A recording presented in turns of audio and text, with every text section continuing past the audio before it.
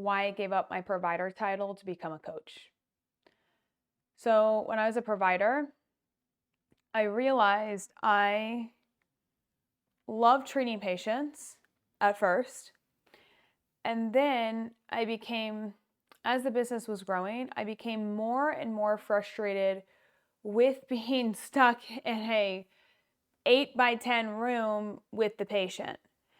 Because I realized I had so many other things I could be doing to run the business, like to keep it afloat. I needed to support my employees, but I was busy treating. I needed to, get back to patients over the phone, email, whatever, but I, again, was in the treatment room. And I started to realize this actually pretty early on, that I didn't like to be stuck in a room with a patient.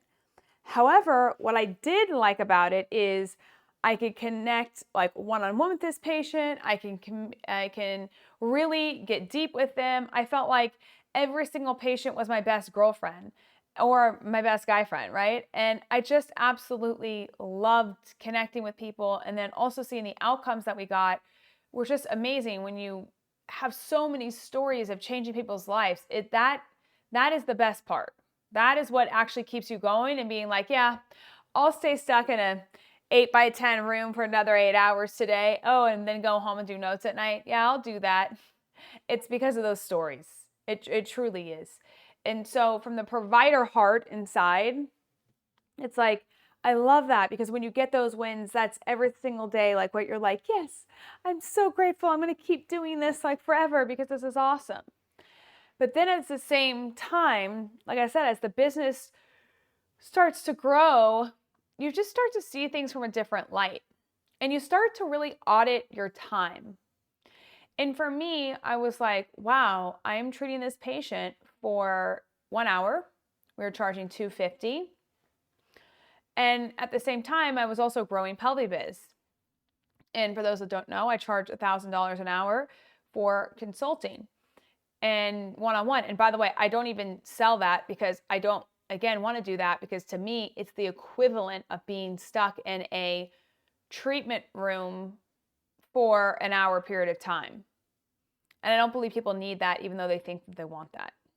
Same thing for patients. And so I started to make this correlation. Some patients believe that they only can see a doctor one-on-one and that's how it is. And I don't believe that that's actually true. Just like some people in the coaching space believe that they have to see someone one-on-one to get the results. And I don't believe that that's accurate either. I can tell you, I used to do, when I started Pelvi Biz, I used to do over 200 coaching calls on Zoom for an hour, back to back to back to back to back. I couldn't even think straight by the time I was done. And I recognized and realized while doing that is, oh my God, the person just had a little bit different scenario, but guess what? The solution that I gave was actually the same thing. And then I'd get on the next call. The solution I gave was actually the same thing. The solution I gave was actually, and then I started to realize the solution is the same thing, even though the scenarios are slightly different. And I was like, wow. And then I was like, so why am I doing these one-on-ones? I should be doing this group, because when you have someone to lean on and support you, it's like so much freaking better.